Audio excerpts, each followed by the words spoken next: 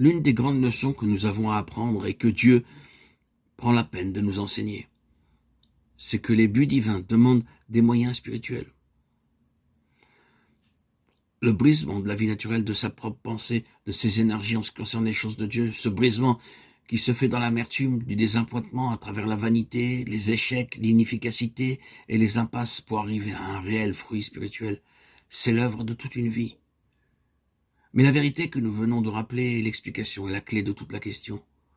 La puissance intellectuelle de Paul n'est pas ce qui lui a donné sa connaissance de la vérité, mais elle fut saisie par son esprit pour passer à d'autres cette vérité. Il peut certainement avoir utilisé sa faculté intellectuelle pour étudier et acquérir la connaissance des Saintes Écritures, mais ce n'est pas par ce moyen qu'il a acquis son intelligence spirituelle. Il lui a fallu avoir cette chose de plus sans laquelle la connaissance de sa Bible ne l'avait pas empêché de suivre une fausse route. L'esprit de l'homme est ce pourquoi il pénètre dans ce qui est éternel et invisible. L'intuition est donc l'organe mental de l'esprit.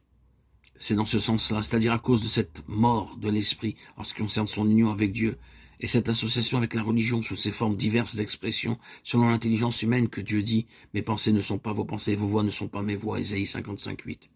Et la mesure de la différence est celle qui sépare les cieux de la terre, ce qui est céleste d'avec ce qui est terrestre. Combien il est important que toute initiative nouvelle dans l'œuvre que nous faisons pour Dieu naisse par une révélation donnée à ceux qui sont choisis pour l'accomplir.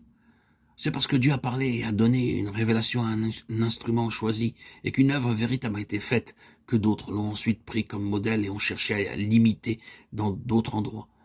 Il en est résulté et il en résultera toujours qu'ils seront appelés à en prendre la responsabilité, à trouver les ressources, les ouvriers, les fonds et le soutien général. Cela les amènera encore à beaucoup de méthodes tristes et à des mesures douloureuses, sinon mauvaises et mondaines. Et ils finiront par se trouver dans une position fausse. La conception et non pas l'imitation, telle est la loi divine de la reproduction. L'onction et non pas le choix humain, telle est la loi divine de la succession.